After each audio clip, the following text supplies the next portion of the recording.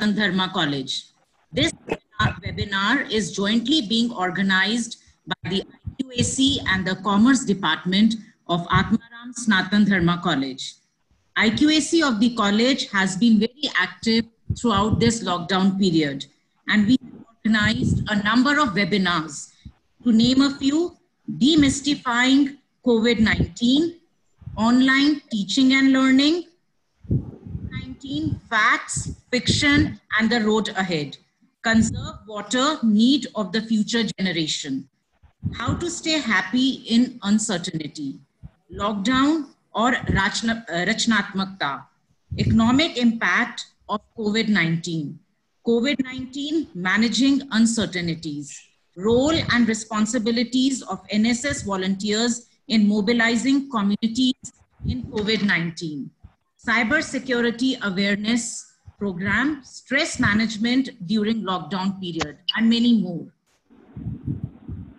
I welcome Professor Alok Pandey, who is the Director and member of the Governing and Academic Councils of Institute of Management Studies, Ghaziabad, and also Dr. Amit Kumar Singh, who is an Associate Professor in the Department of Commerce, Delhi School of Economics, University of Delhi.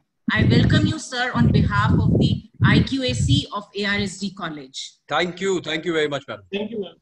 I welcome you all to speak on the topic, impact of lockdown and COVID-19 on financial markets in India.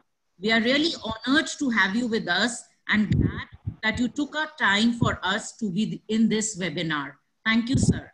Now I invite the principal of our college, Dr. Gyantosh Kumar Jha, who has always been a guiding force and motivation behind all the webinars which we have held and will be held in the coming days, to welcome our guest speakers, Professor Alok Pandey and Dr. Amit Kumar Singh. I invite you, sir. Good afternoon. Good afternoon, sir. On behalf of ARSD College, I welcome Professor Alok Pandey, Dr. Amit Kumar, and other participants in this webinar. It's a great pleasure for me and honor for me to welcome these dignitaries in this webinar who will deliver a lecture on the topic impact of lockdown and COVID-19 on financial markets in India. I want to congratulate Dr. Anjali Gupta, who has organized this webinar and who has contacted with these speakers, and she is the person behind this webinar. I want to give my thanks, sincere thanks to my webinar team led by Dr. Janita Tuli, who are providing the technical support for this webinar. In the lockdown period, we are engaging students, teachers, and persons in these kind of webinars since 20 days. In fact, on a daily basis, we are organizing this kind of webinar on different topics. So in this scenario, both the speakers have given their consent to deliver a lecture, and they took out their valuable time for us. I hope that this webinar is going to be very informative and insightful for us. Thank you. Once again, I welcome you all, my guest speakers. Thank you. Thank you, sir. Now I hand over the proceedings to Dr. Anjali Gupta. Thank you, sir. Thank you, Vinita ma'am.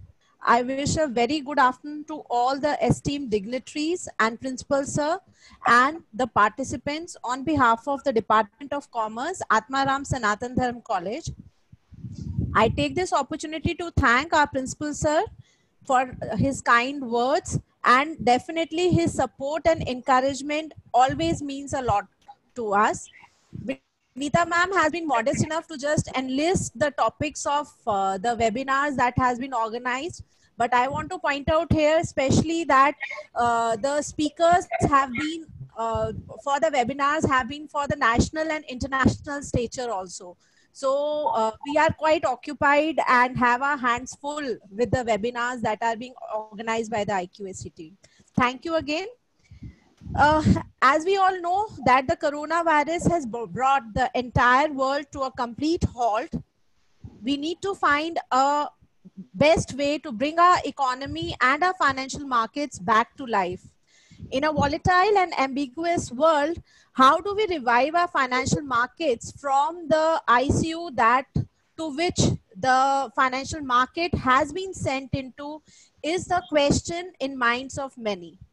To get an insight into such related issues, we have among us Professor Alok Pandey, Director of Institute of Management Studies, Ghaziabad.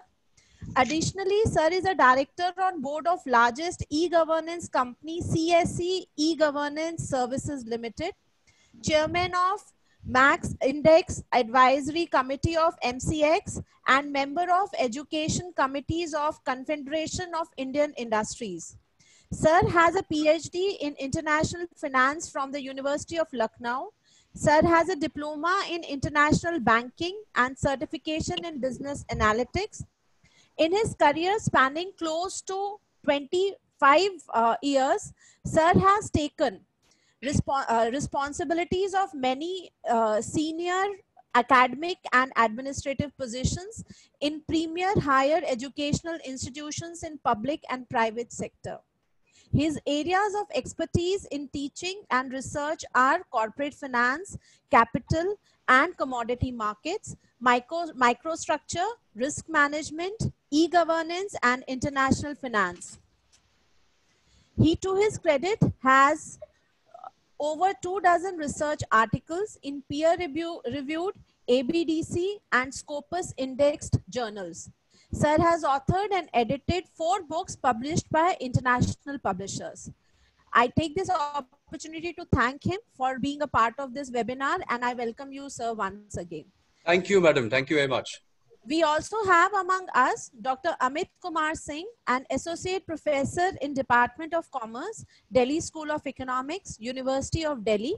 Sir is a gold medalist in MCOM examination and has been awarded many medals and prizes at the postgraduate level. He has done his MPhil and PhD from the Department of Commerce, Delhi School of Economics. Sir has a teaching experience of over 17 years with specialization in finance and investment management. He has authored and co-authored 5 books. Also, to his credit, he has over 55 research papers and articles in reputed national and international journals. At present, he is supervising 6 PhDs and 1 MPhil student. I welcome you, sir, and I thank you again for being a part of this webinar. Thank you. Thank you so much. Now I request Professor Alok Pandey to initiate the proceedings of the day.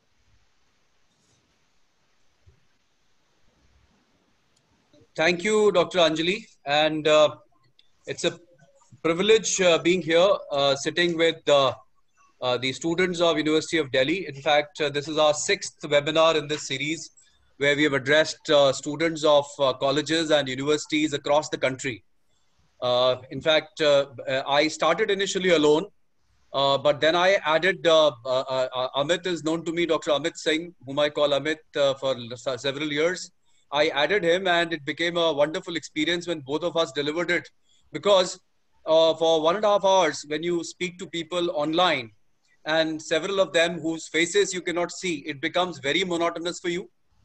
It also becomes very monotonous for people who are listening to you, when they keep listening to same voice over and over again. So what we do together is that, we've together become something like Salim Javed of Hindi cinema, where we both together come together and start talking on a script which becomes a little more interesting because of the individual experiences we both have. My experience, I am a practical academician. My experience, is across, like I've worked with IMT Ghaziabad for 10 years. I've been a professor at National Institute of Financial Management, Ministry of Finance. I've been director of Institute of Cost and Works Accountants of India. So my focus actually has been an applied aspect of management. I have never felt that. I also guide PhDs. 3-4 people are registered under me. But, my perspective always is to do socially sensitive work and ensure that our careers must also reflect the values we cherish for ourselves. So my approach has been a little different from others. I do not believe that I'm not saying that you should not be a teacher throughout your life. I'm simply saying that when difficult times come, a managerial streak has to be available. Otherwise, who will solve the problems of the country? So a business school professor has to be someone who can talk on these issues, and he can talk only when he has a practical exposure. So my experience working as index committee chairman of multi commodity exchange, which is 65 lakh crore exchange, on the board of a company which is 1,000 crore with 10,000 employees as a director, and also director of this institute, which has close to 1,000 students. We are an NBA accredited, NAC accredited B school, which is a member of AACSB. And we've got a sprawling campus in NCR for last 30 years. So the idea is that when you work as a director, you also work as a professor. How do you look at it? So both of us in last 1 month or so have given a topic which is slightly similar, but with some different focus at different times. So some of, say, my colleague, Professor Tapan Nayak, has been attending most of it. And what we have tried to do, he's our Dean Academics. He's there, Dr. Gupta, Dr. Jha, and Dr. Monica Gupta. So Professor Nayak, my colleague, is here. I invited him personally from my side to be a part of it. So the point is that as we go into this particular presentation, I would like the students to understand that they are the leaders of tomorrow. Like first thing, like how do you feel when you see 5-kilometer long queue for buying liquor in this country after the lockdown has been lifted partially? How do you see the pan masala shops being opened and people once again chewing pan masala and spitting around? Will this cure us from the COVID disease? Is the revenue for the state exchequer now suddenly more important? Why was it not important during the lockdown period? Is it now more important than the health of the people? So you said you are under a lockdown because it will hurt your health. Now, if you make people drink alcohol, will it help them in their health processes? Now, these are difficult questions. These are public policy questions. These are the questions which this particular generation has to answer. So we are not political people, but we are academicians. Our job, we are the brain of the society. We have to understand how things are done. So this presentation actually is in that direction. And this particular presentation, if you look at it, has been created with a particular idea. And if you look at this, the topic of today's, I hope Dr. Gupta, Dr. Jha, you are able to see this presentation. Is it visible? Yes, sir, it is visible. Right. So, this particular presentation, which is a collaborative effort of ARSD College, a premier institution for a long time, University of Delhi, which is one of the best universities in the country, with some of the brightest minds studying there and some of the brightest minds teaching there. Of course, conducting research in departments. And of course, our institute, which is a 30-year-old institution, we together come forward and discuss something like impact of lockdown and COVID-19 on financial markets in India, the way forward.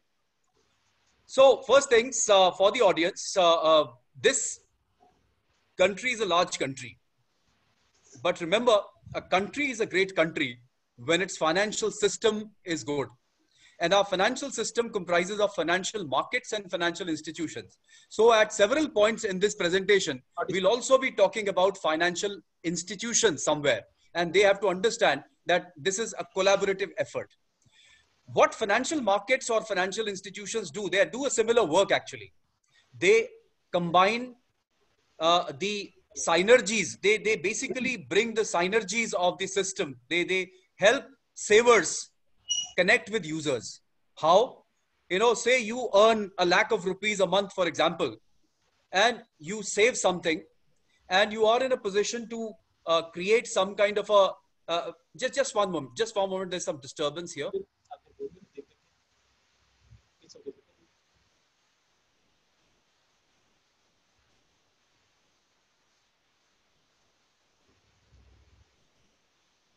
So when you look, please mute your audios, the audience. Now, what they do is they connect the savers with the users. The savers are those who have, say, you earn a lakh of rupees. So you do some monthly expenditure on basic necessities. Probably you save something for retirement. I request Dr. Gupta to mute all other participants. Please mute all participants. Yeah. So what they do is that you have some compulsory saving, retirement saving.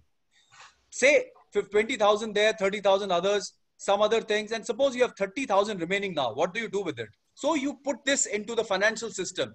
Probably you can put it into a stock, into a bond, into some other. Amit will be discussing a little deeper on those issues. But I can tell you, you can put into a large number of instruments. That money is used by businesses, governments, and households.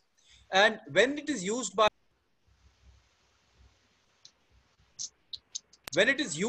the businesses, users, and households, they are in a position to actually understand how to use it. So what happens is that this money goes. So financial markets and financial institutions have a capacity to convert whatever funds we have, we deposit with them, and they give it to those companies. Now the financial system is, so you need to be very careful that, if you look at this system, if you look at this system, so we have what users, and you've got savers, which basically connect both with the markets, right? They also connect with them, and it's a two-way process, right? So once you look into it, you look at the regulators. Today, we'll talk about the capital and financial market regulators. We've got, if you look at the system itself, the regulators are insurance system, on the top of it for insurance system, for banking system. This is RBI. I'll show you it. This is SEBI. And this is PFRDA.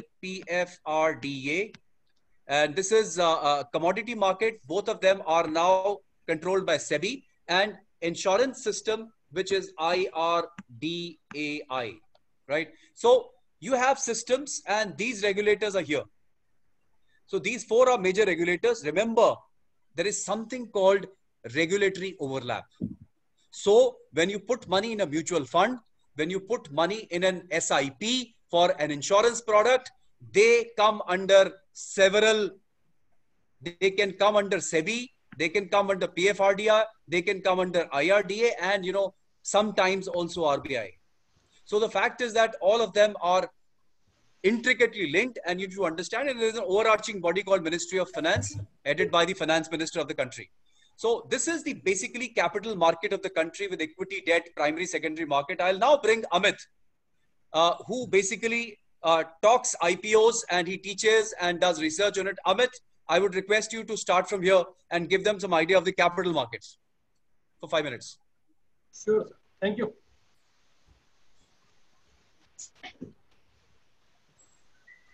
I am audible? Yes, Yeah, sir, you are audible, sir. Thank you. Firstly, I am thankful to RSD College for giving me this opportunity to address on this very important issue. Friends, before talk about the capital market, I would like to talk about the crisis which is happening right now. I think the whole world is grappling with the coronavirus crisis, and which started in China, and almost half of our population is under lockdown. And as you know, many businesses are shut and paying a price for it. But here I want to say that still so many crises, still one company, because I'm talking going to start about the company. So I think I should be optimistic under this crisis period also, that one company is still getting a lot of money. And as you know, everybody know that company is Zoom. In Zoom, everybody is basically doing a lot of webinar and a lot of meetings and all this. So Zoom company is getting a lot of earnings from the last 2-3 months. If we look towards, I'm audible? Yeah, audible. Yes, Yeah. sir, you are audible, sir. Yeah. the Zoom company is getting a lot of money from the last 2-3 months. I can say the share price has been moved from $61 to 161. You can think that with their new technology, they are earning so much under this crisis period. Nobody thinks, nobody even believes that under this crisis, in a global world, one company is getting so much market capitalization over the last 2-3 months only. As sir suggests that, as all of you know what is capital market. So capital market is a long-term market, basically when we invest for long-term. And in long-term, we have equity and debt. If we start with primary market, so primary market basically means when we invest directly to the company. Investor when directly invest to the company is primary market.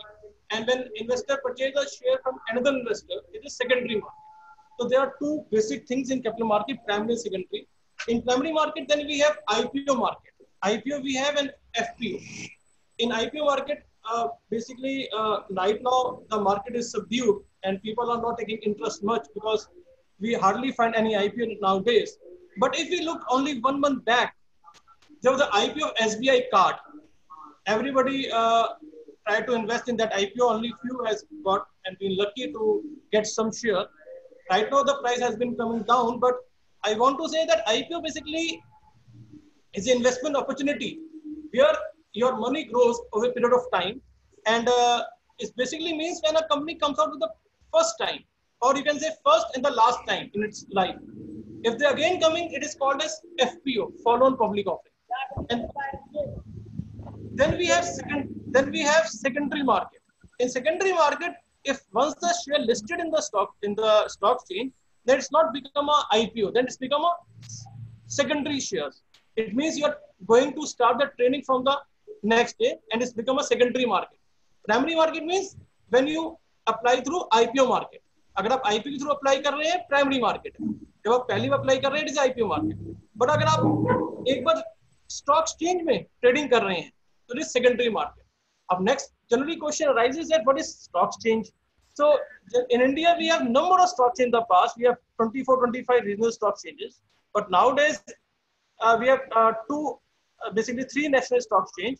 One is Bombay Stock Exchange, other is National Stock Exchange, and third is MCX, Multi Commodity Exchange, which is the national stock exchange for commodity market. So generally, people doing trading in two stock exchange. One is Bombay Stock Exchange and National Stock Exchange. Bombay Stock Exchange consists of around more than 600 companies listed in the Bombay Stock Exchange, which is established in 1875. And National Stock Exchange consists of around 2,000 companies, which was established in 1992. They both generally rank up to in the top 10 in the world. But nowadays, when the market is coming down from the 41,000 to 31,000, definitely the market capitalization of both the index or both the index, I can say, the Sensex and Nifty is coming down tremendously. So that is why the ranking may be, I think, above 10 or 11 or 12. So what is, I'm just giving 1 minute in Bombay Stock Exchange. In Bombay Stock Exchange, we have Sensex, the index name. Generally, people say, what is Sensex? Sensex consists of 30 shares. It is a main index of Bombay Stock Exchange. But nowadays, SEBI has coming out with more indices of Bombay Stock Exchange. They have Sensex Nifty, next 50. Then we have small cap. Then we have mid cap. We have large cap. So what is all about? This basically small cap, mid cap, and large cap depend upon the market capitalization.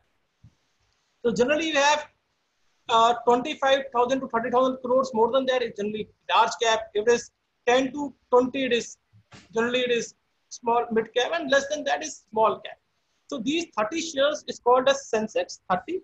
Then we have National Stock Exchange. It consists of 50 shares. That is why it's called a Nifty 50.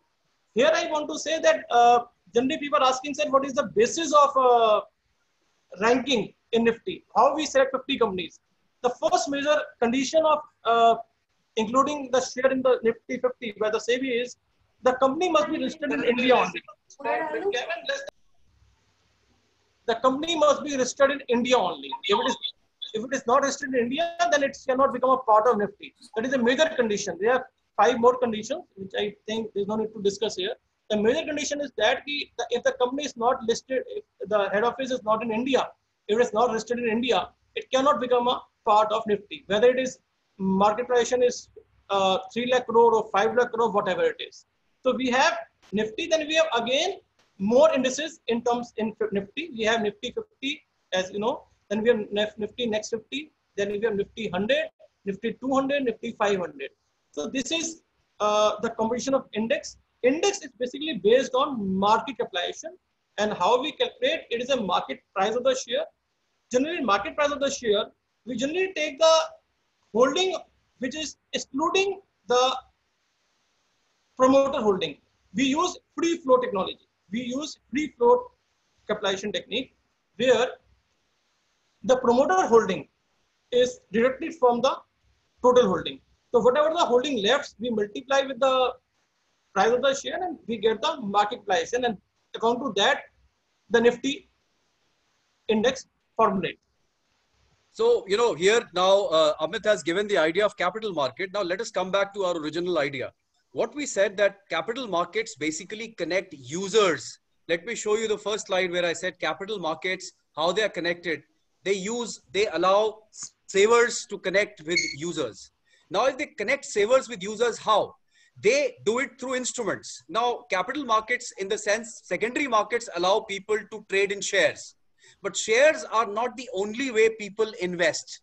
So, Amit, I'd request you now to tell how savers connect with financial markets using these instruments. These instruments are also known as investment avenues. They are divided into conventional and non-conventional. So, Amit, give them an idea as to what these instruments are.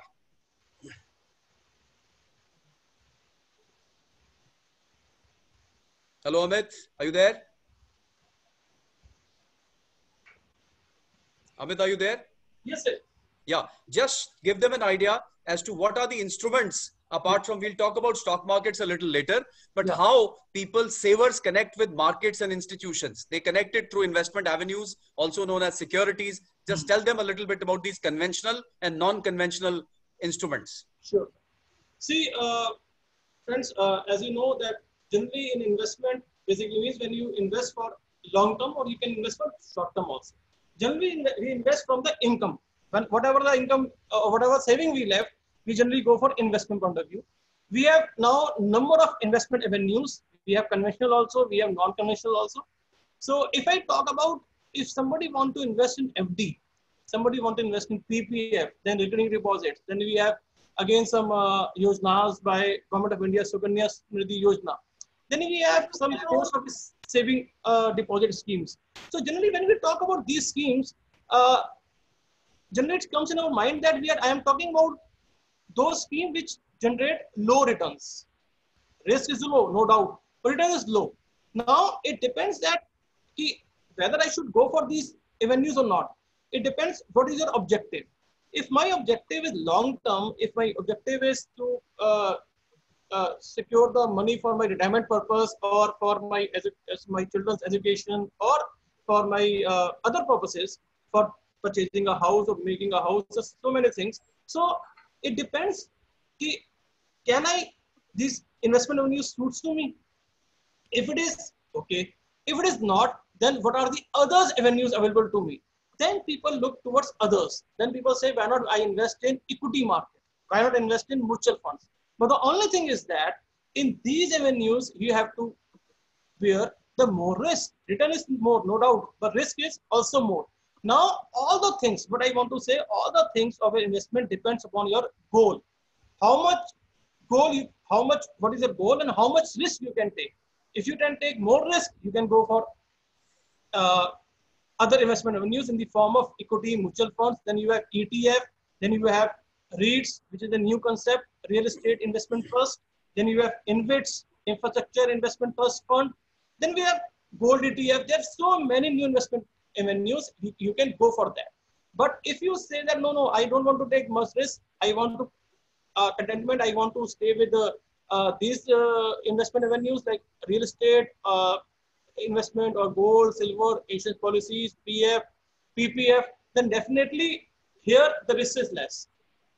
Nowadays, generally we believe that about financial planning. In financial planning, we use the concept that why not we divide our goal. When we divide our goal, then we can have to divide our investment also. So generally people, what they do, they invest for 30 to 40% in PPF, RDs, or you can say fixed deposits or national saving certificates, and some rest amount 30-40% they invest in equity shares and mutual funds. So it's up to you. Everything depends upon your goal, and everything depends upon how much risk you can take. You cannot say that if he is taking this amount of risk, so why not I cannot take? No, it's depend upon you. कि आप जितना risk ले सकते हैं ये आप पे depend करता है. मेरी इन्वेस्टमेंट पैटर्न कुछ और हो सकता है, किसी और का कुछ और हो सकता है. सबके इन्वेस्टमेंट पैटर्न सबके गोल पे डिपेंड करते हैं कि किसका कौन सा गोल है. Yes, sir. Now, the fact is that there are two other segments. One is called derivative markets, and the other one is called corporate debt market. Now, we'll be discussing this very briefly. Now, in derivative markets, what happens? You know, you have in secondary markets, we have initiated a segment for last 20 odd years, and this is called the futures and options market. You know, remember when you buy stocks by paying a margin. You can also short sell stocks. In case of derivatives, you have a condition where you can buy a lot by paying a very little price. So in case of option, it's called a premium. In case of futures, it's called a margin amount. Because the time is short, we'll not get into it. But yes, derivative markets are risk management markets, and they help people who are in the secondary markets manage their risk. And they also now have helped us create something called a volatility index of VIX. The other segment, which is very important, and we'll discuss a little later, Amit would be throwing light on that particular system. You recently had the mutual fund market collapsing, especially in the debt side, the credit risk segment, you know, of the Franklin Templeton and the credit risk products. They had to wind down some of the schemes, mutual fund schemes. So remember, the corporate debt markets are an important market where banks now become a major player. They help the Reserve Bank of India get some money. You know what RBI does? It does repo operations. It does a lot of selling of securities. We call it reverse repo and repo operations. And banks become the major player. But if you look at the corporate debt market, there are two parts. One is government debt and a corporate debt. Now, in case of remember, how does a government run its business? It basically runs its business by taking money in terms of taxes from you and me, or two, borrowing money from general public, or borrowing money from rest of the world. So that is called external debt plus internal debt. Let me tell you the numbers. India has currently around 68% of total debt. So we'll discuss a little later what mutual fund segment is, and we'll discuss, Amit will be discussing it, and what this debt market's relationship with this mutual fund fiasco, which has just happened in the market is, which is the impact of COVID. In fact, nothing was much wrong. Although now, remember that when something goes wrong, everybody is willing to find a flaw in it. When something is going good, everybody says, oh, wonderful. The fact is, had COVID not happened, we probably wouldn't have realized as to that Franklin Templeton fund manager was doing something wrong. But anyway, let's come back to it. So we have a corporate debt market segment. This particular debt market segment is connected with the stock exchanges. It is regulated again by the SEBI, RBI, IRDA kind of things. And it's got, you know, a sovereign issuer like central governments and state governments, and you got public sector bonds, and you got RBI securities. All of them get traded into it. Anyway, now let's come back to the focus part of our presentation today, where we are talking about impact of COVID on financial markets in India. Let's take a look at India's state of economy. This is up to 2019. I'm not adding 2020 pictures because the data has not been collated because of the crisis. The figure was actually rosy. India's GDP, 2.94 trillion, approximately 2 lakh crores, is fifth highest in the world. We are the fifth strongest economy in the world. Compare this with US, which is $21.4 trillion, approximately.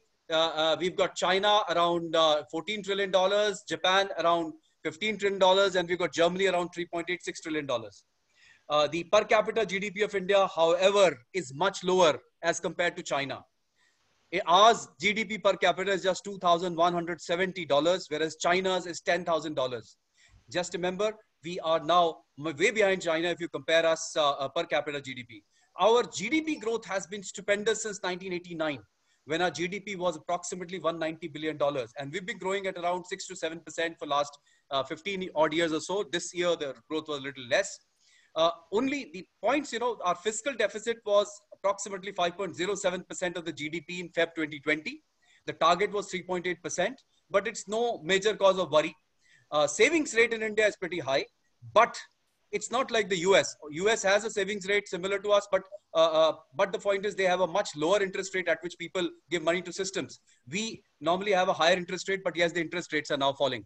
The total national debt of India is approximately 1.84 trillion, which is around 68% of the GDP. But again, if you compare with Japan, which has 253%, you've got, if you look at, if you look at the US number, it's 105% of GDP, Bhutan 108% of GDP. So again, it's not a very high number. As far as debt is concerned, remember, you need to be understanding there's internal debt which we create from the banks and insurance companies. Whatever money we give to government becomes a debt kind of, and whatever money we borrow from abroad. So the total composition, internal, external debt is written here. And we've got foreign debt also, largely long-term debt, nothing much to worry. Come to the markets. Indian markets outperformed all the major global markets in 2018-19. Just you just take a look at it. Let me shift the screen here. It's like, if you look at the, or let me just bring it here and minimize it. Yes. So Indian markets actually should just see this. We had the BSE Sensex gave a return of approximately 17.3%, Nifty 14%, US 7.6%, UK 3.2%, China minus 2.5%, despite having a much bigger GDP, per capita GDP, Brazil 11.8%, Japan minus 1.2%, South Korea minus 12.5%, Hong Kong minus 3.5%. So, compare this with our markets. Our Sensex performing 17.3% and Nifty 14.9%. The capital market expanded, right, by over 6%, and we had a GDP, the capitalization almost close to our GDP. Mutual fund markets have grown big. In last 8 years, the folios have risen from almost like 1 crore to 8.5 crores. And that shows the the deepening of financial markets in India, that yes, people are not, remember, the recent SEBI data suggests that the total number of demat accounts in India to which are required to trade in share markets is approximately 4.5 crores. So that means approximately this number is trading in the market if I assume that everybody who has a demat trades.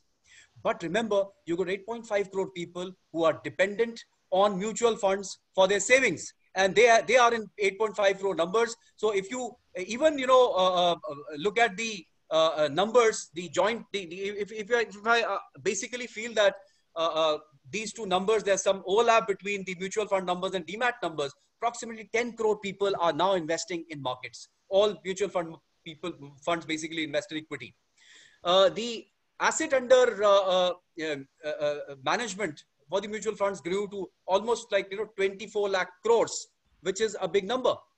And the foreign portfolio investors, again, to around 30 lakh crores. So this is a big number. Amit will be throwing some light over it. I'll come to the next part of it. Let us look at some of the pain points. The rosy picture is over. The pain points. Despite the government's aggressive steps through Jan Dhan Yojana and others, we opened large number of bank accounts, and 34 crore bank accounts have been opened. But yes, despite the fact we have 80% Indians holding bank accounts, many are inoperative. These bank accounts are required because now when the government found this COVID crisis, approximately these 30 to 40 crore accounts are being utilized by the government. 500 rupees are being transferred to the accounts of women across the country and the poor people by the government of India. It's direct cash transfers. Yesterday also, the latest Nobel Prize winner from India was batting for direct cash transfers. But India has a very low level of financial inclusion. How do I say that? We've got just 45% people covered under, life insurance, and just 25% approximately under our, say less than 50% both life and health insurance. If you look at the overall levels, you got 25% if you look at it, life insurance numbers, 44% health insurance numbers, although 80% hold bank accounts, but many are inoperative, right? NPA is still at very high levels. You do not understand the value because approximately 100 lakh crores of deposits out of which are converted to loans. Out of that, approximately 10 lakh crores worth of deposits have become NPA. and you know, if you look at the recent reports of HDFC Bank, Axis Bank, and IndusInd Bank, what they're suggesting that post the COVID crisis, probably the NPAs would actually rise, because in these periods, people are not functional. They will not pay their interests. Probably later on, people will fight as to why there is some surcharge over interest. So we'll have trouble. We also have very low level of people under national pension system. Just 1.4 crore people, apart from around 3 crore employees of the central and state government. So the total financial inclusion of the society is pretty low. And the financial inclusion actually means that what we have is that we are in a position to actually handle our economy better if financial inclusion is rising. Just a minute.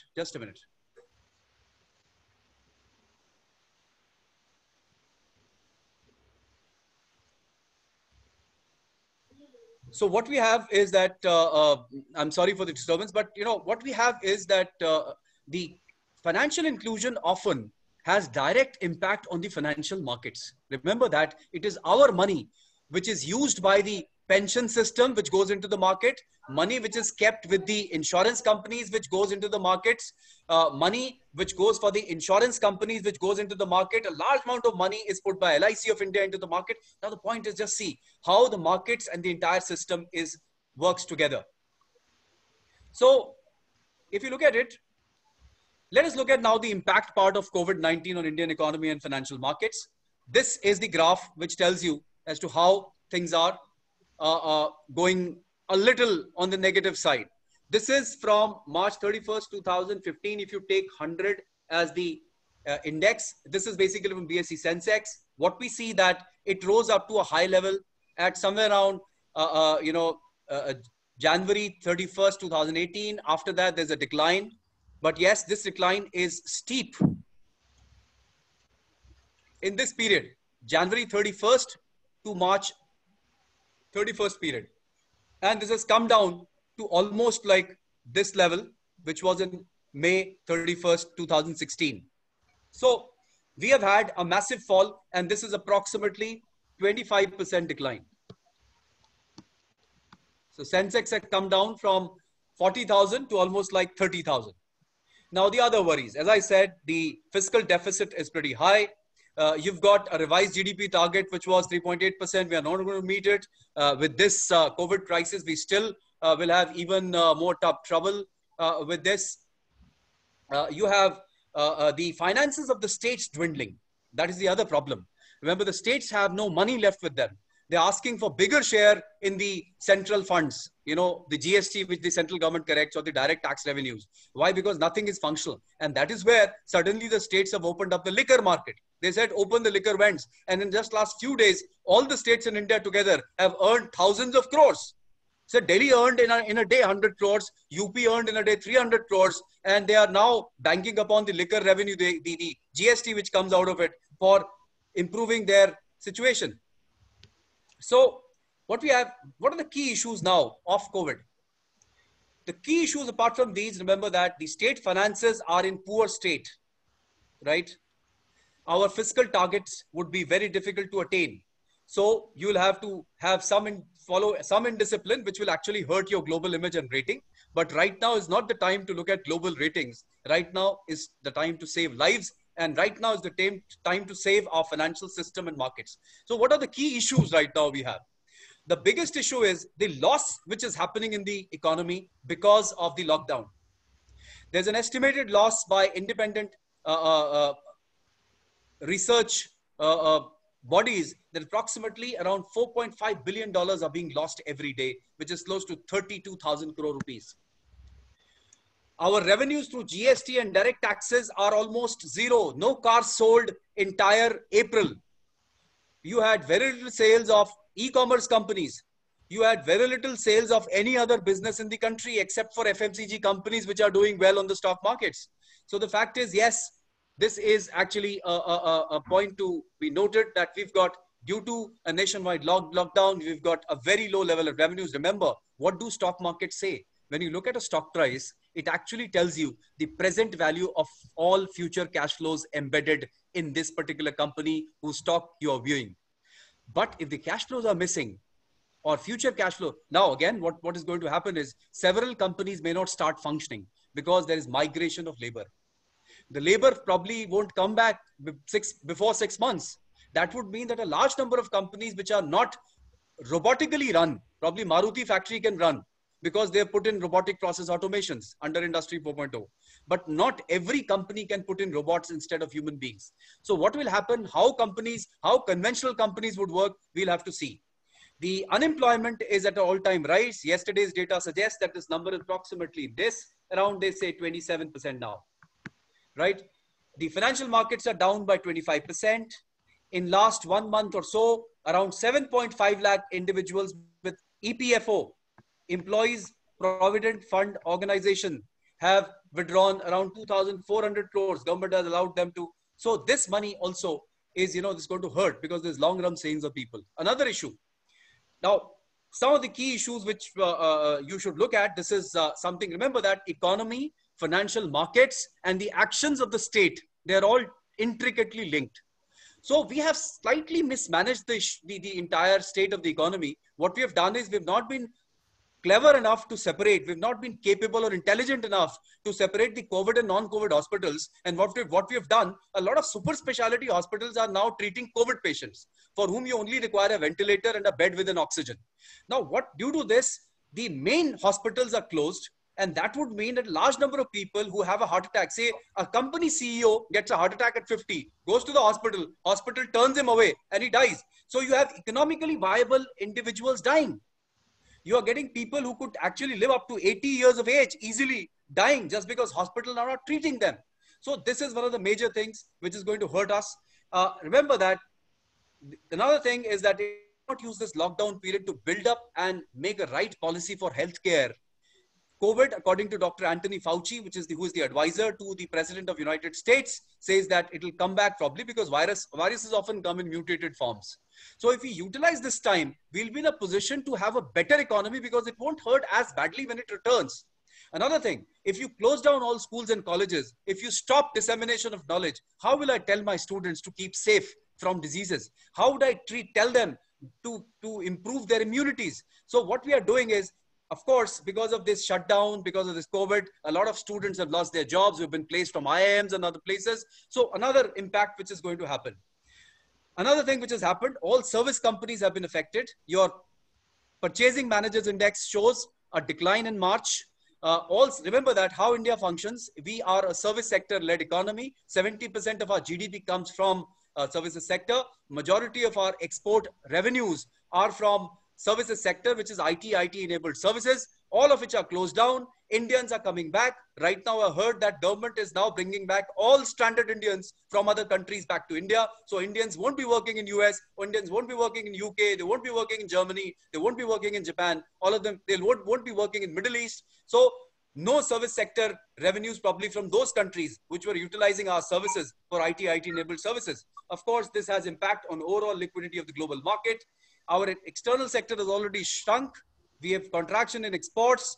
All exports are down. Merchandise imports are down. And level of foreign exchange reserve is the only silver lining, which is around $476.5 billion. This is called VUCA. The major impact of COVID-19 is it has told us in our lifetime what volatile, uncertain, complex, and ambiguous environment is. This has told for the first time, probably a lot of young people who are the Generation Z. I hope everybody understands the meaning of Generation X, the millennials, and the Generation Z. So largely, if you look at, we are Generation X's, those born up to 96, we'll call them Generation Millennials. And those who are born after that, we'll call them the Generation Z. They are for the first time now witnessed that yes, one disease can actually close down the entire world. And this has created uncertainty. And remember the world already, what we teach in finance is the global financial markets are co-integrated. So when the US markets fall, all other markets also fall. So since the markets are co-integrated, if US markets go up, Indian markets will go up. So what has happened? We saw the futures contract. Remember, I'll tell you an interesting case. The futures markets of crude on 21st of April went into the negative. They actually went up to minus $40 a barrel. Now, when they went to minus $40 a barrel, the crude also started trading negatively in MCX. I'm connected with Multi Commodity Exchange. I'm the chairman of the Multi Commodity Exchanges Index Committee. And I realized that when I saw the news, I talked to some people. One particular trading agency in India, broking company, I'll not name it, has filed a suit against the exchange. That yes, when the markets went into negative, we lost money. You should have told us. So something, is happening in India also. So when the futures trade negative abroad, even in commodity markets, the same thing happens in India. They start trading negative in India. We'll now look at it. I'll gather some data and I'll also look into some information from people at the commodity exchanges as to why this happened and how much of impact global crude markets have had on India and what this entire issue of Motilal Oswal securities and MCX is. So, but the fact is, I didn't want to tell you the name, but you must also Google it. The entire issue, they've gone to court. Now, the point is that global markets have posted their biggest falls.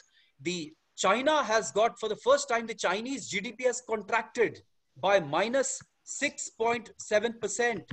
China, this is the number by which the GDP has contracted. It's not a growth in GDP. It's actually reduction in the overall GDP. The US output has fallen by 8.7% and for the first time in the last 70 years. The Reserve Bank of India says India's GDP growth will be 1.97% next year. Bloomberg says 0.8% and Moody's says just 0.2%. And this is 1 month ago, Bloomberg's estimate was that India would grow around 3%. Now Bloomberg says it will grow only at around 0.8%. So we keep our fingers crossed as to what is going to happen. There'll be a global decline in the individual income, and the expectations is that it will be as bad as $3.4 trillion and as low probably at 8.6. But I expect the middle estimate would be right if we open up at the earliest. Now, I'll come back to Amit. Amit, just tell the audience about one segment of capital market where 8.5 crore folios have been created in India in last 20 years. And that's called mutual fund. And tell them what really went wrong with the Franklin Templeton's debt segment of the mutual fund. Sure, sir. Friends, as you know, what is mutual fund? Many teachers and students are listening. They all know what is mutual fund. The importance of mutual fund is investment in which investors pool their money together to buy a portfolio of stocks, bonds, or other securities in order to have an advantage of diversification and professional portfolio management at a reasonable cost. But most important thing in mutual fund is investor invest in mutual fund only when he is not able to understand what is stock market, when he is not able to understand what is ETF, and he's not in a position to take risk investing his hard-earned money in mutual funds, in a stock market or equity market. That is why he generally take the route of investing his hard-earned money in mutual funds. And in that scenario, when you are not able to invest in stock market, you can take the help of professional manager or mutual fund manager who invest your money on your behalf in number of stocks. Now, generally they ask from you that, sir, what is your objective? What is your time horizon? What is your risk taking ability? And why you want to invest your money? What is your future goal? On these basis, he select the fund on your behalf. Again, I'm saying. Now, generally ask is that whether you want to invest in stock or debt.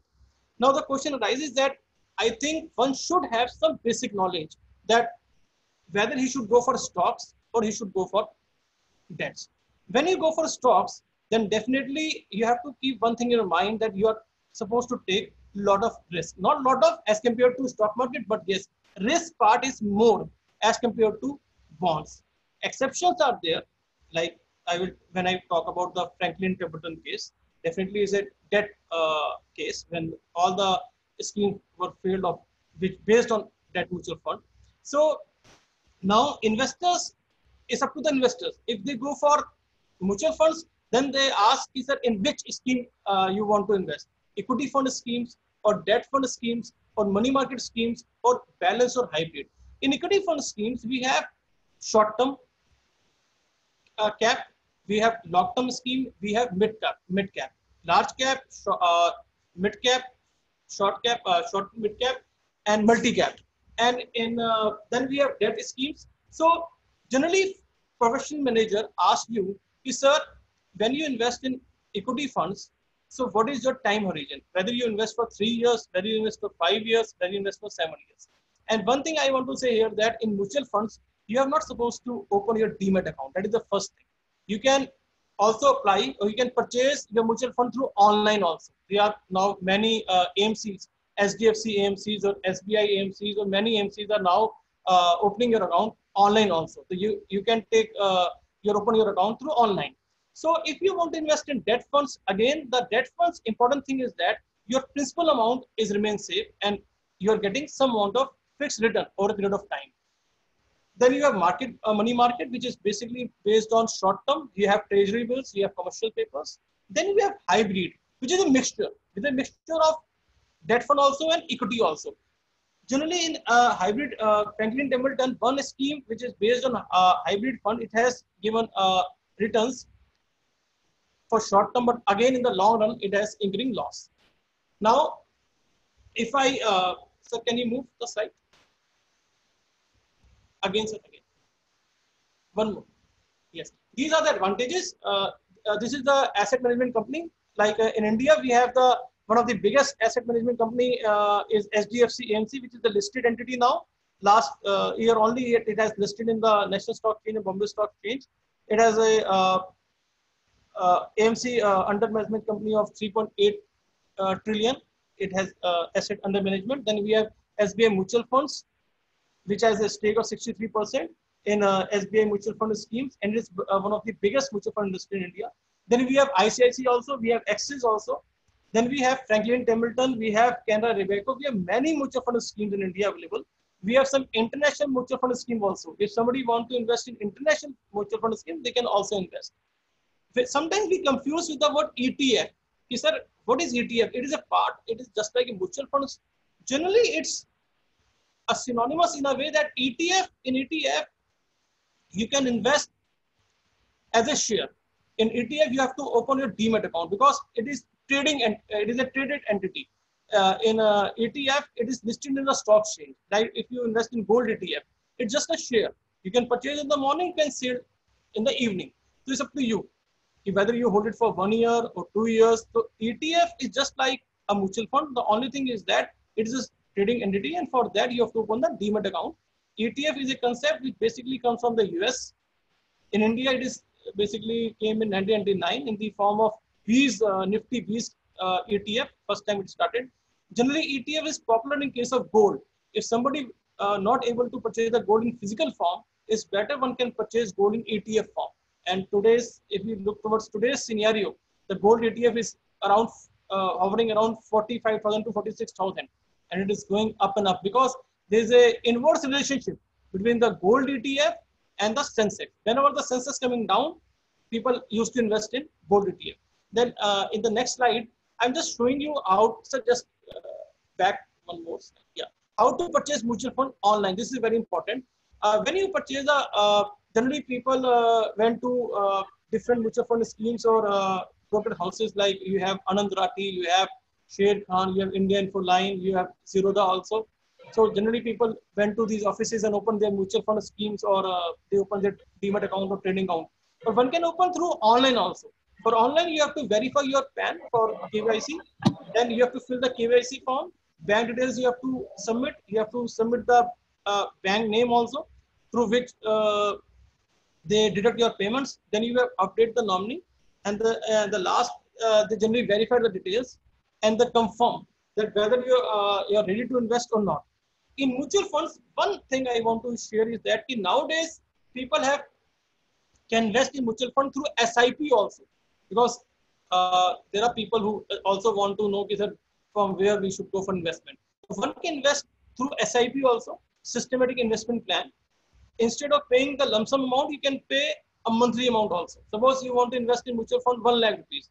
It is not necessary that you just pay 1 lakh rupees right now. You can pay also in SIP form also. You can pay 5,000 rupees per month. So it's basically deducted from your bank account. You have to submit the details. Now it depends that in which SIP you investing your money. So yes. Next. Yes. Now, just like in share market, we generally consider on share price. In mutual fund, generally we look towards the NAV. NAV is basically total assets minus total liabilities upon number of units outstanding. Generally we know the formula, but when we know the practicalities, it's NAV which decide the quality of the mutual fund. But it is not necessary that if the NAV of the mutual fund is coming down, it shows that the scheme is bad. No, if you purchase at today's scenario, when the market's coming down and everybody is basically invested in a stock market under this pandemic situation, so it's better one should go for mutual fund, purchase the mutual fund because the NAV is coming down. Because whatever the NAV in March, if it is 20 rupees, now it may be around 40, 50, 14 or 15 rupees. It's better that one should go for mutual fund schemes and invest through SIP. Definitely will your money will grow in the years to come, but definitely in stock market, in equity mutual funds, you have some time horizon also. It's maybe 3 years, it may be 5 years, it may be 7 years. Then your money grows. Yes.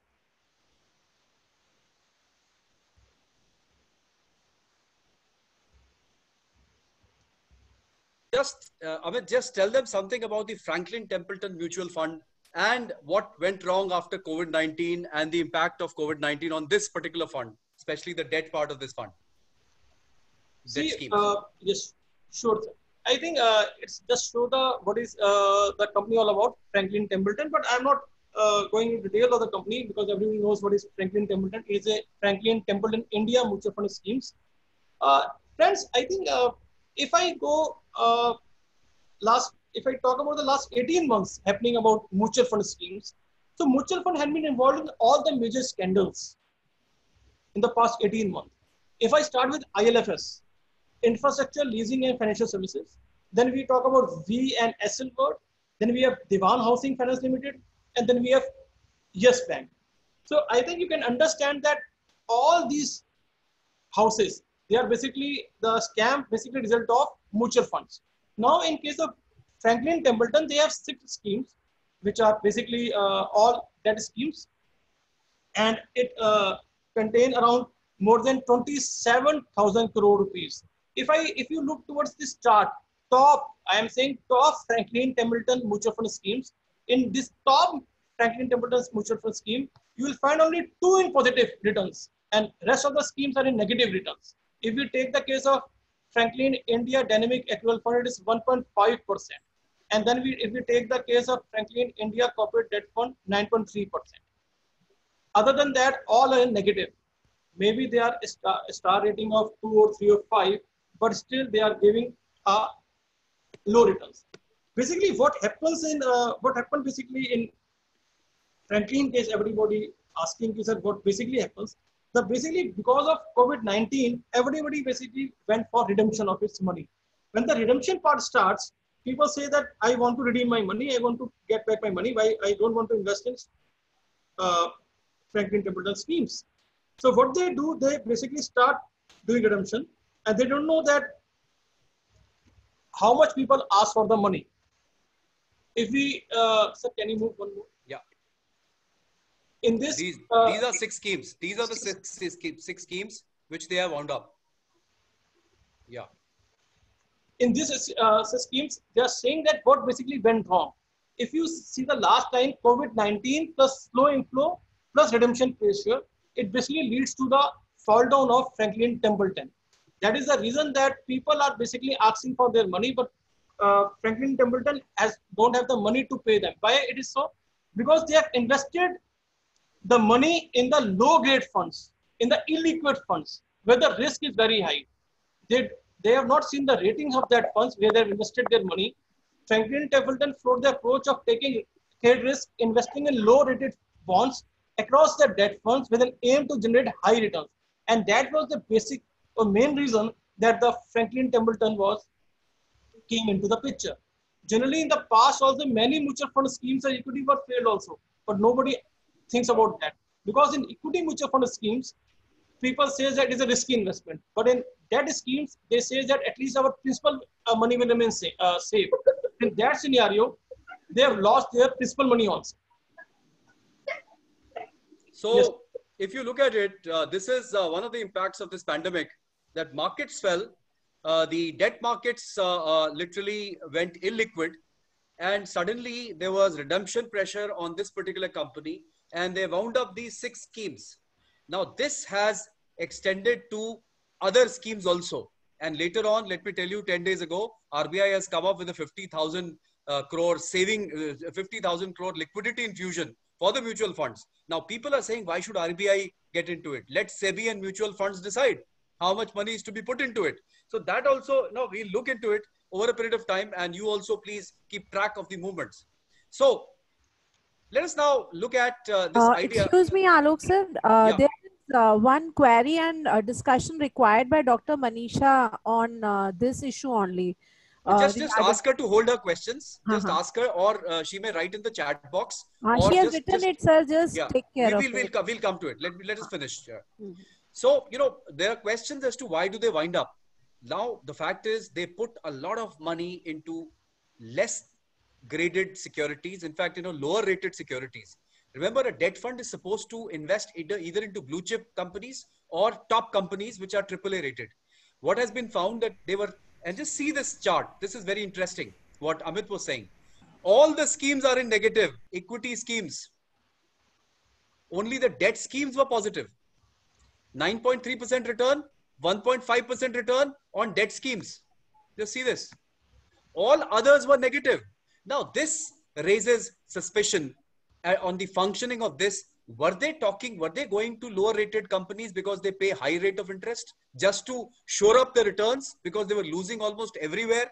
So these are the questions we will keep asking from the AMFI, which is the controlling body from the private sector side. Anyway, now let us come back to our ideas. So we have way forward, the last part of our presentation. What has been done and what should be done? What is our take on it? And then we'll open up for question answer. So what has been done? There has been a monetary policy response on March 27th. And this monetary policy response was on 4 pillars. Number 1, Reserve Bank of India wanted to expand liquidity in the system. Number 2, they wanted to reinforce monetary transmission so that the bank credit flows are improved. They wanted to ease financial stress caused by people around. Ashneet, please close your mic. Please put. They wanted to improve the functioning of the markets. Just see this.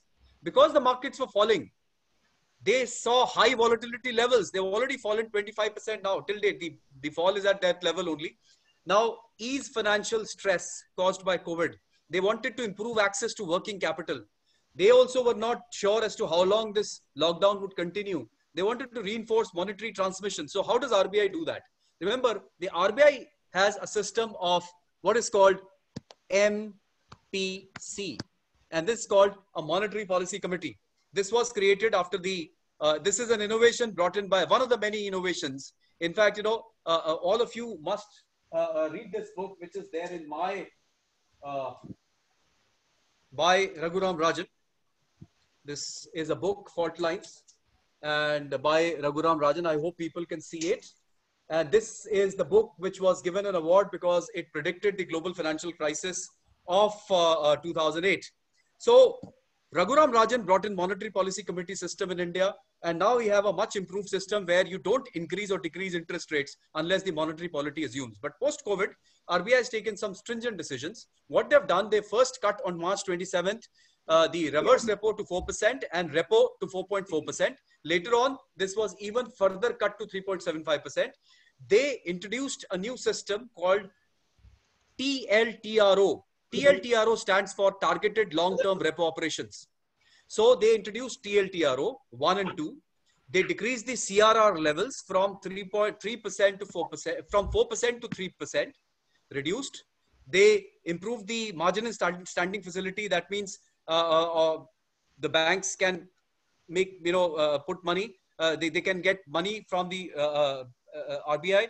The TLTRO, CRR, MSF, they have now increase this to 2 to 3%, decrease this 4 to 3%, decrease what you call repo rate is the rate at which RBI lends money to banks, reverse repo at which RBI accepts fund from banks. So they also put a moratorium on EMI 3 months, and they eased working capital financing norms. Under the TLTRO, RBI said that we'll conduct auctions of targeted term repos of up to 3 years tenor. This is called targeted long-term repo operations. Under this, at a floating rate linked to the policy repo rate. Under this, they said that the funds, remember this is repo operation, and what is repo? The rate at which RBI lends to banks. So our banks now, when they'll get this money will be deployed in 3 things: investment grade corporate bonds, commercial paper, and non-convertible debentures, right? So over and above, over and above the outstanding level of their investments. So what happens is that they're trying to say that we will be now talking about infusing liquidity in the system. And they said that you can do it through primary market issuance, you can do through secondary market purchases, including mutual funds and non-banking finance companies. So just see how banking system and the financial markets are closely related. The other one, they came back again on April 17th, the policy response. They said that now on April 17th, the governor said, we'll want to maintain adequate liquidity in the system because lockdown is extending. We facilitate and incentivize bank credit flows. Again, we want to ease financial stress and enable normal functioning of markets. See this word. So what they did TLTRO 2, and they said 50% will go towards supporting NBFC and MFIs. The result was that TLTRO 2's 25,000, remember that under the total TLTRO scheme 1, they also said refinancing facility of 50,000 crores, 25,000 through NABARD, 15,000 crores through SIDBI, 10,000 crores through National Housing Bank. Out of this, this amount, they said 50% of TLTRO 2 to go supporting NBFC, MFI. What really happened? Banks did not subscribe to TLTRO. It was subscribed only 50%. They said no more funding to NBFC, which are already in crisis. The reverse repo was further reduced to 3.75%. They also did some other minor tweaks. The fiscal policy response, the way forward, was that the government came forward and said this was a good gesture by the finance minister, wonderful gesture. She being a woman, she understands how difficult time it is for people in the country. She provided a stimulus of 0.8%. An additional 0.2% was provided by the state governments. They started giving food for free, cooking gas free, cash transfers to lower income households, insurance coverage for workers who are working in healthcare sector, wage support to low wage workers. The Prime Minister Relief Fund also gave 1,500 crore rupees from the Prime Minister's Fund to the help to building health infrastructure, to create testing facilities for COVID, personal protective equipment, isolation beds, ICU and ventilators. Now, also along with this, what the government did was on the fiscal policy front, they reduced the GST rates on some, they reduced the penalties on GST, they did some procedural relaxation of filing GST. Remember that GST is not getting, people are not paying GST, not much now in last 1.5 months because of the lockdown. But still, whoever pays late or delays GST, there'll not be any penalty on them. So what they said, return filing dates extended, exemptions from late fee penalties. They have exempted from customs duty, ventilators, surgical masks, PPEs, COVID-19 test kits. They've relaxed restrictions on pharma exports. They've also now tried to create Prime Minister had a meeting where he has now talked about ensuring that India becomes a hub for manufacturing certain things. And we take advantage if companies are moving out of, remember, Japan has given a 2.3 trillion support to its companies to move their facilities out of China anywhere in the world. China is the factory of the world. China is also the warehouse of the world. Now, all other countries are thinking that if this is the way things function, a lot of charges are being slapped on China. People are saying that you produced COVID, you produced in lab. But those are all conjectures. But yes, this has given a big hit to people. And they are trying now saying that if supply chains can be hit so badly, if China gets affected by a disease, then why not have those facilities out of China? So now, have they worked? Have the policy interventions worked? You look at it. Yes, banks have put moratorium on interest rates. Banks have been told don't charge any interest rates on EMIs. They don't charge EMIs even. So banks have stopped lending. Banks are not interested in lending. They're not interested in working capital financing. So whatever liquidity infusion is happening from RBI side is not working on the ground as far as the newspaper reports and other reports suggest. There is also very low liquidity in the market. 2 days ago, Sensex had fallen 2,000 points. Yesterday, Sensex fell around 300 points. So the markets are going down. The top India's mutual fund, Franklin Templeton, has closed down its debt schemes. It has already, all its equity schemes were in negative. We have 8 crore plus folios, I've told you, on mutual fund. It's going to be a big disaster. The TLTRO2 of the RBI failed. The NPAs are set to rise because HDFC, Axis Bank and IndusInd, all three have said that we've got higher provisioning of 50 to 80 basis points. Remember, 1% is equal to 100 basis points.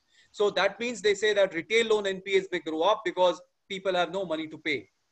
In fact, all the other states, remember, have picked up the healthcare facilities, but major states, UP, MP, Maharashtra and Gujarat, are way below. Mint reported on April 29, they have not done much towards creating isolation beds, ventilators and ICU beds facilities in case the disease spreads further. Now, the way forward, where do we go?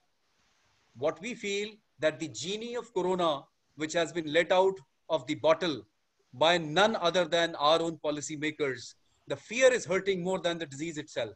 We need to dispel irrational fears.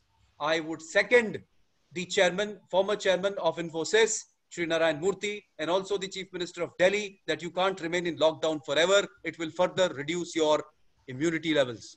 So we need to slowly lift lockdown, increase economic activities.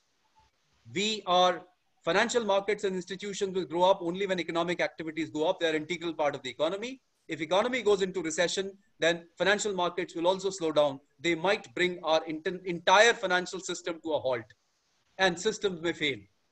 Remember that you need to lock down only means that you ramp up your healthcare facilities and prepare. Viruses always mutate. Even if you get one vaccination today, there could be another virus tomorrow. The only way you can manage your viruses is ensuring that your own health improves and you have high immunity. I request all the youngsters who are listening to this, do not smoke, do not drink, do not chew pan masala, don't give revenue to the government. It will hurt your immunity. Don't give revenue at least through pan masala, buying pan masala, cigarette and liquor. We want to initiate phase-wise economic activities. Delhi is 33% open. Entire country should be 33% open within a week's time. We want SEBI, RBI, PFRDA and all other regulatory bodies to come up and ensure all possible regulatory supports and financial markets. And of course, right now, I would say spend up to 5% of GDP as was demanded first by Arvind Subramanian, former Chief Economic Affairs, as has been demanded by our latest Nobel Prize winner yesterday. We basically, Abhijit Bhattacharya, we basically believe we have spent only 1% of GDP till date on fiscal stimulus. This has to go up. This is not a time to save. This is a time to save lives. People are dying on road. People are walking back to their homes. People are dying while, they're walking back to the homes. The irony is they are dying just a few kilometers before reaching their home. So we need to look at the plight of the 50 crore Indians. We need to look at the migrant labor. We need to ensure that they get support. We need to ensure that they come back to the manufacturing facilities and ensure that the economy kickstarts. So we need not think about fiscal. Our national debt is too low as compared to the world. Our national debt is 68% of GDP. Japan, 210% of GDP. US, this is Japan. US, 105% of GDP. This is India. So beg, borrow, get help from other countries, but still spend money to save the economy and save people. So please type your questions in the chat while we are answering other queries. So let's start with the first query. Thank you very much for the patient listening. Thank you. Thank you, sir. We have a question from Dr. Manisha. She has asked, her question is there in the chat box, sir. Yeah, this is first, I'll just read the chat box. Dr. Vijaya Thakur, no question here. Then this is, let me just look at this. Then is Rishi, Dr. Ravinder Pant, Neha Singhal. Manisha, Dr. Manisha Jaiswal, so she's asking. Sir, way at the end it was. We can just unmute the one who is asking the question or raising the hand, and the participant please. can. Yeah, ask the Manisha question Jaiswal, to I've got the question. Yeah. Debt mutual fund was already in the problem. Is it wrong to blame COVID for that before Franklin issue? There was Yes Bank ATI issue before that, 81 bonds issue before that. I'll tell you, Manisha ji, my take, and then I'll ask Amit to add on to it. Remember that, you know, there are times in life that when you start thinking at the old adage, it is the last straw that breaks the camel's back. When the crisis precipitates, everything becomes wrong. Remember, when a person is doing well, when a batsman is scoring centuries, everything he does is seen as good. But when he gets out in a few matches, they say that, oh, he doesn't know how to bat. This, you know, even happens with Tendulkar also. But remember, whatever was wrong was wrong. I'll tell you, I don't support 81 bonds of Yes Bank. I don't support, the Ireland FS issue. I don't support whatever happened at DHFL. But, you know, in case of Franklin Templeton, what was happening was, had they not been investing into those poorly rated securities, things would not have gone wrong, number one. They were greedy and they were trying to put in money into lower rated securities to earn more money because their equity funds were all negative. Now, the problem was things would not have precipitated but for the crisis in the financial markets. When the liquidity, remember that every time a crisis happens in the market, it's actually a crisis of liquidity. It has happened in, you know, look at any crisis. It only happens when the liquidity goes down. So we need to be careful that yes, they were bad, but it is the impact of COVID only when the crisis has happened. So COVID was the last straw on the camel's back. So Amit, do you have anything to add? Sir, I think you've already explained very well, but I just want to add, as ma'am said, that suggests that there is no reason blaming to COVID-19 for the debacle of Franklin issue. Actually, I don't agree because I think it is the icing on the cake when this pandemic occurs. I think generally when we invest in debt funds, our objective is basically to get some regular returns. And generally we feel that our principal amount is safe. But in the case of Franklin Templeton issue, when the COVID-19 occur, people say that why not we withdraw our money? Why should we keep our money for so long? Because they need money. They generally believe in liquidity part. When they go for redemption, Franklin Templeton generally start paying the redemption also to some of the investors.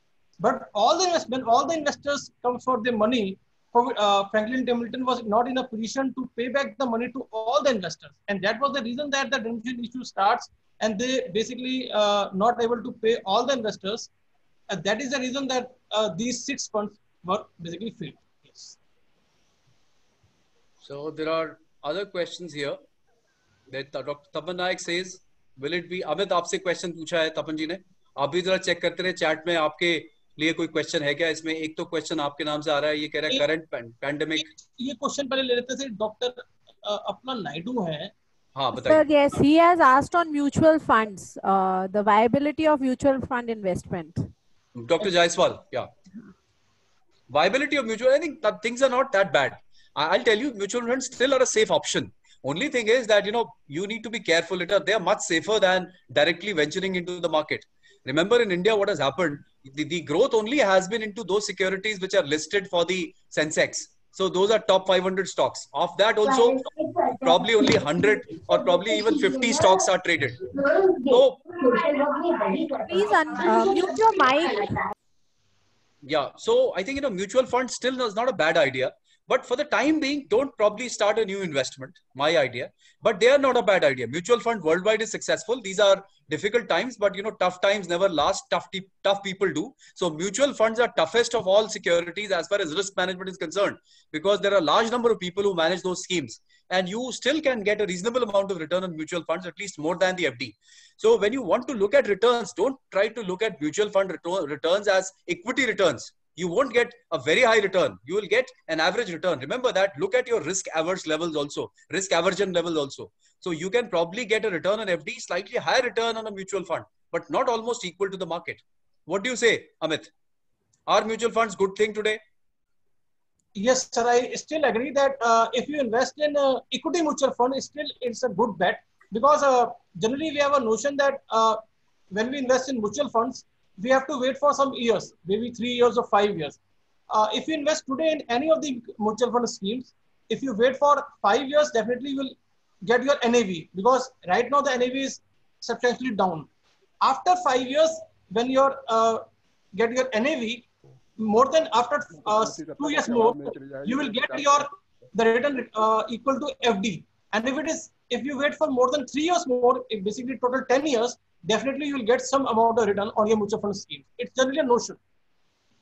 Naidu साहब का सवाल है that this is again about they have got some new schemes. I think any scheme which has a sovereign backing, postal department schemes are good. I've seen my father investing only in postal department all through his life, except for FDs.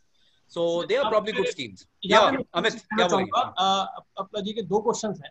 एक तो इनका ये question है कि इस saying कि SIP SBI mutual fund में पैसा they invested before 3 years. It was too much risk compared to other investment. As my experience in this COVID pandemic situation, don't go for any risk.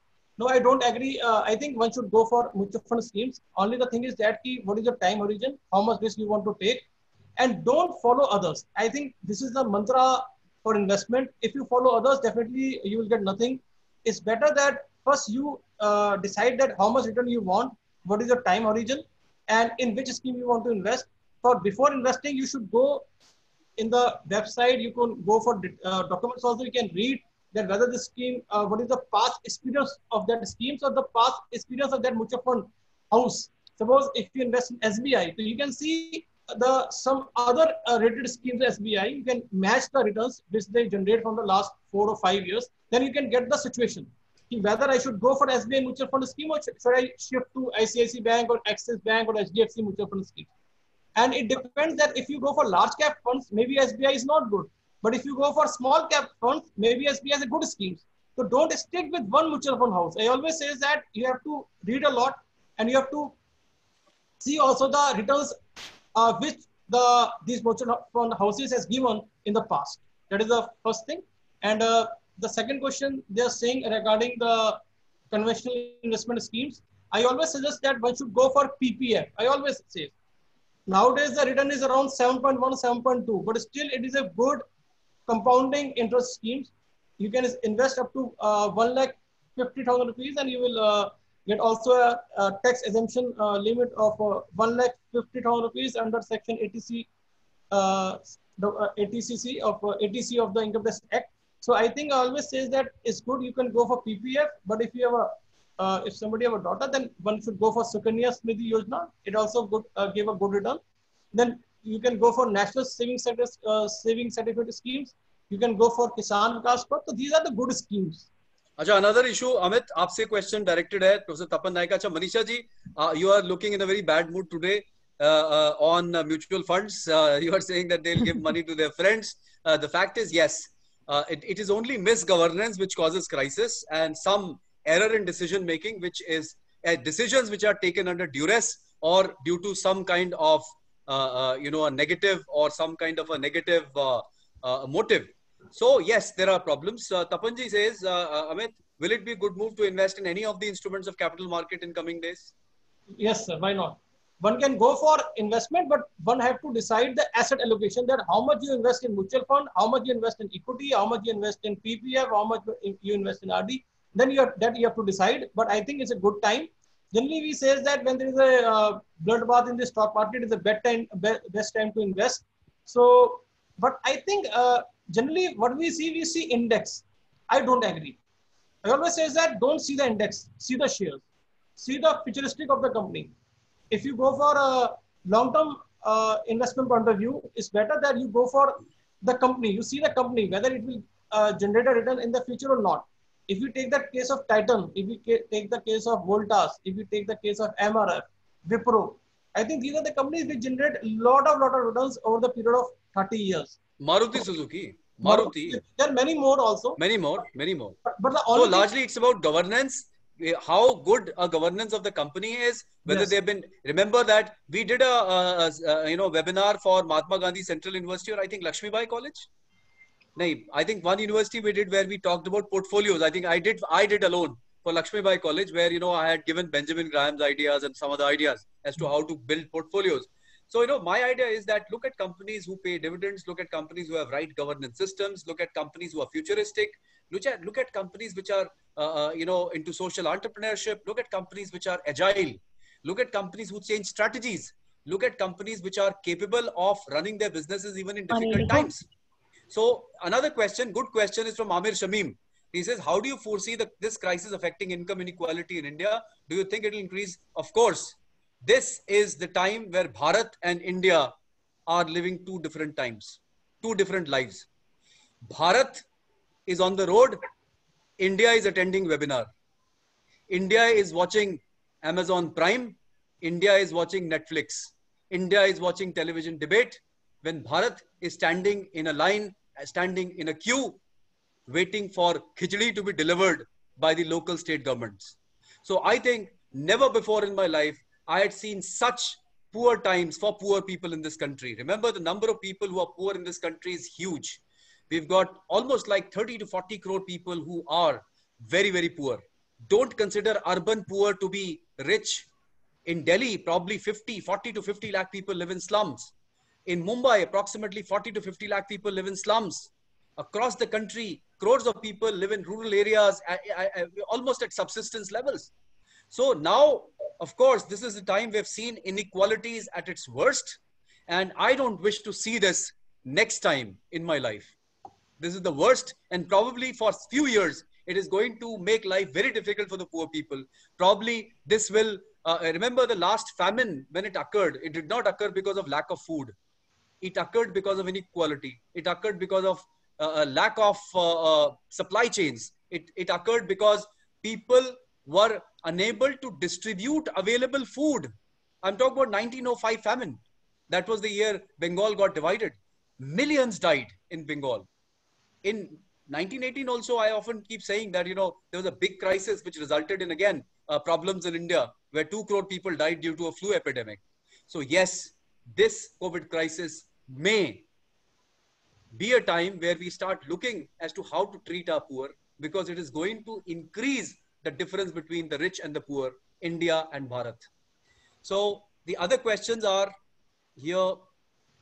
Yes, sir. We can take up the questions from Facebook Live, which Ravinder Pant, Dr. Ravinder Yeah, Pant what is the have question? typed. He says that Debt funds are considered safest investment. Despite that, Franklin Templeton wound up its 6 debt funds. This has sent shockwaves among the investors. Will the investors in these schemes ever get their money back? Chances are very low. Chances are very low. And I think only when Franklin Templeton will be able to open up, and because, this is something, let me tell you, had COVID crisis not happened, Yes Bank would have collapsed. They already refused payment. Manisha ji said about 81 bonds. You know what, in case of, this is mis-selling actually. This is what is called mis-selling of financial products. A lot of old people who had put their money at 6-7% on FDs in Yes Bank, people from Yes Bank went to them, say, break your deposit and put at 10% in the 81 bonds, alternative tranche bonds. Now, when the Yes Bank collapsed, the SBI took over. They said, no, we don't recognize these 81 bonds under the scheme. All 10,000 crore rupees actually went down the drain. So in case of, the moment markets reopen, do you think that there'll not be a redemption pressure? There'll probably be a redemption pressure on all their equity schemes also. And they may be closing down all the equity schemes. So the longer the lockdown is, safer it is for Yes Bank and this company, Franklin Templeton, because people have started looking deeply into them. Now, what happened? The government should have quietly brought in SBI into Yes Bank. What happened there was that there was a buzz that Yes Bank is into wrong things. The former CEO, chairman of the bank was arrested. A lot of changes took place. It was in media, flashed all over, and people were waiting to take all their money back. In fact, in last 1 year itself, Yes Bank has lost almost 70,000 crore in its deposits, and people are actually taking money out. So remember that these are the difficult times, and that's where governance is of topmost priority in financial institutions and markets. Any such instance like Yes Bank or Franklin Templeton has to be dealt very harshly by the regulators so that other people are not, they do not repeat these kinds of misdemeanors. So yes, there's a shockwave. I don't know whether investors would ever come back and say that we'll put money in Franklin Templeton. Probably it was wrong on them under redemption pressure to have closed down, wound up the schemes. But yes, because now this is almost a case of criminal connivance, because when they're saying that low-rated companies were invested in by the company. So what we need to understand here is that yes, whenever something's happened, investors lose confidence on the system. Like our poor people have lost confidence. Now I see people running away from quarantine homes. You put them into quarantine saying that you got COVID, go there for 14 days. They've broken the gates and run away.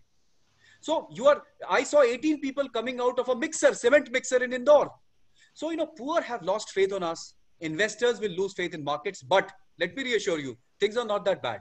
50,000 crore rupees have been put into the mutual fund system by RBI. More would be put by other mutual funds. We do not have as bad a condition. It's not going to have as bad for the mutual funds. Yeah, other questions. Yeah, Amit, you have anything to say?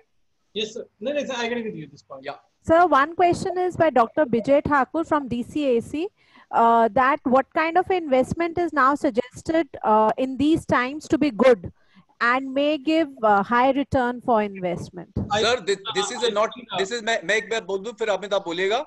Thakur साहब, this is not a time to invest.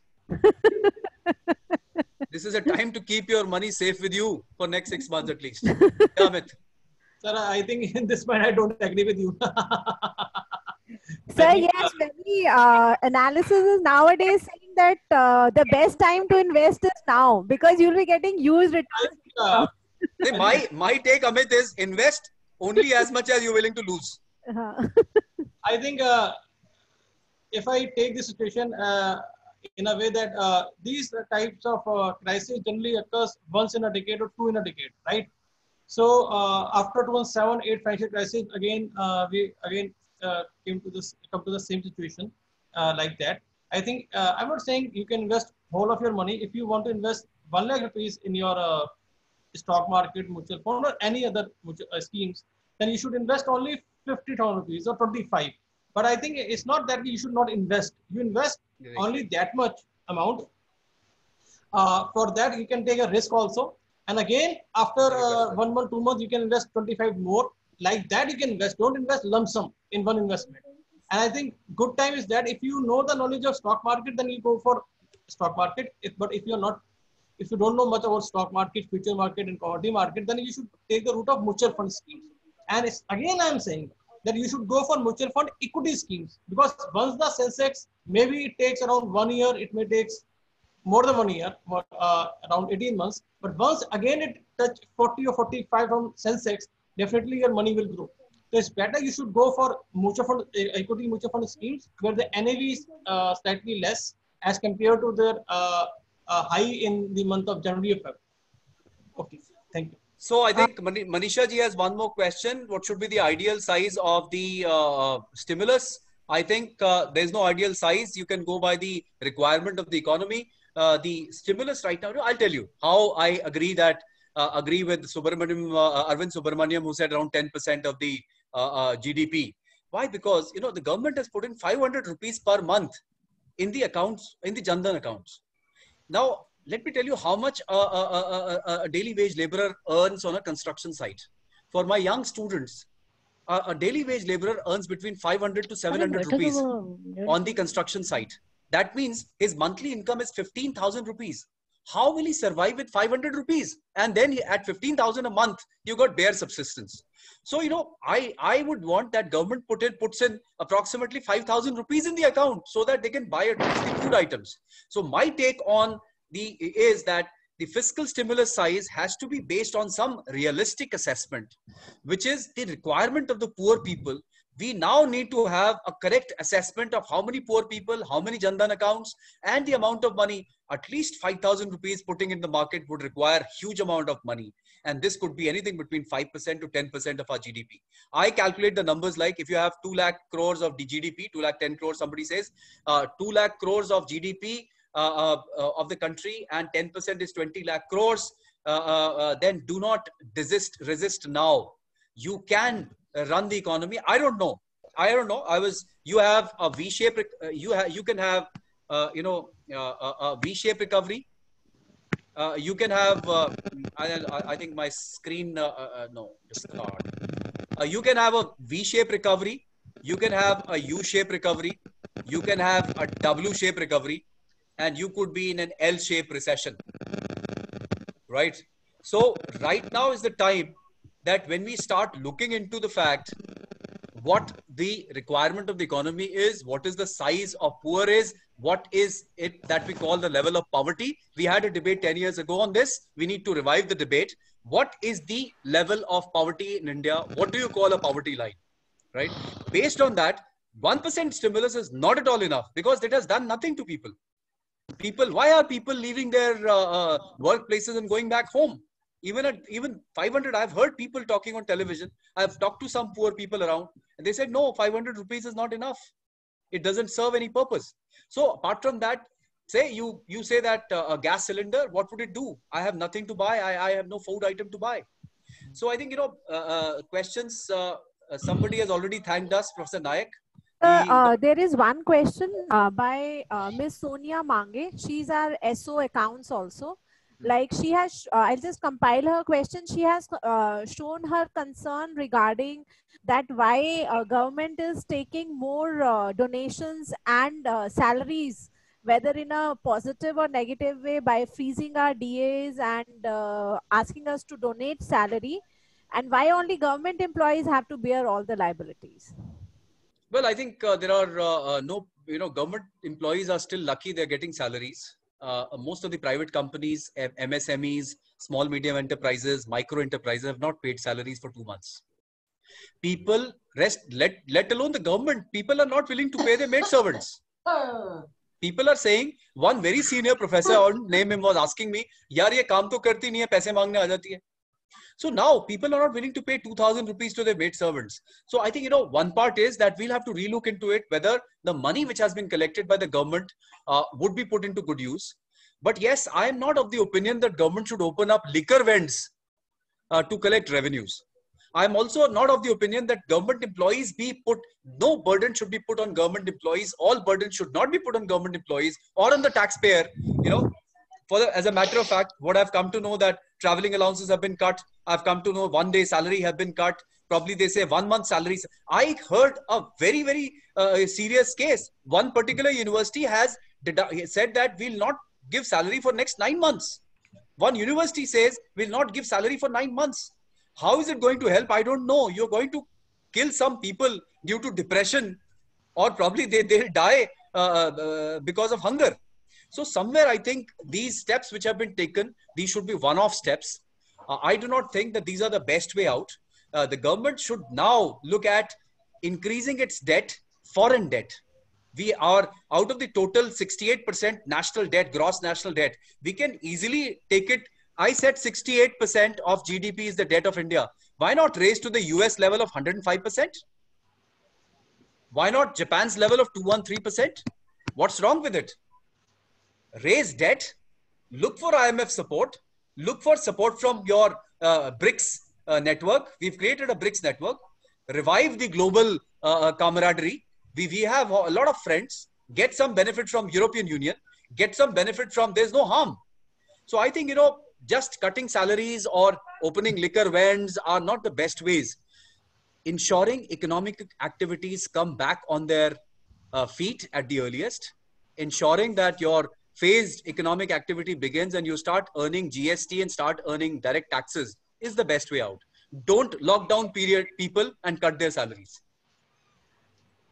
Thank you, sir. I think, Ravinder, there is any other question from the Facebook Live? Then we'll wind up the session now.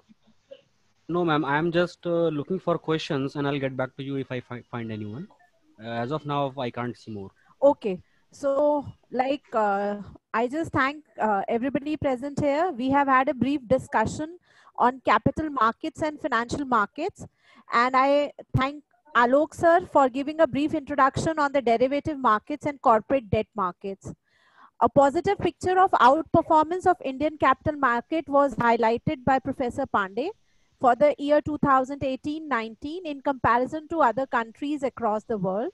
The concern pointed out by Alok sir to the inoperational bank accounts and high NPA in banking sector is worth further discussion.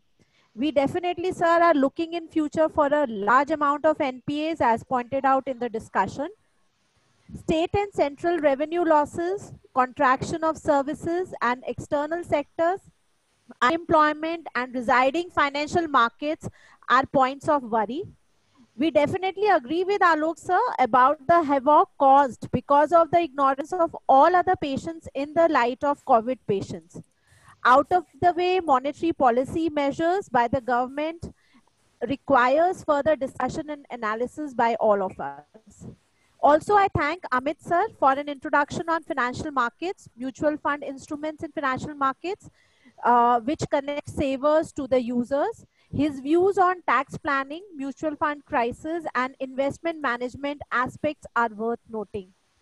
At last, as pointed out by Professor Pandey, we need to learn a lesson, whether it is Generation X or Z, that we live in a vulnerable world where one disease has the power to cause the entire, bring to a close the entire world economy. And it is time that lockdown must be lifted. I too agree, in a phased manner, even for economic and financial market activities. Thank you, sir. Thank Thank you, you Amit very sir. much. Thank you. you. Also, Thank you. I just Thank take you. the opportunity to thank the entire webinar team, Mr. Ravinder Pant, especially Dr. Vilta Tuli for being there with the technical support, Baljit, then there is Anupriya and all. If I'm not remembering any other name in the technical team, they always make sure that the webinar goes smoothly. And definitely my special thanks to Dr. Gyanatosh Kumar Jha, our principal sir, for the support he always gives. Thank you, Alok sir. Thank you, Amit sir, again for the session. Thank you. Thank you. Thank I you. hope everybody Thank you. liked it. Right.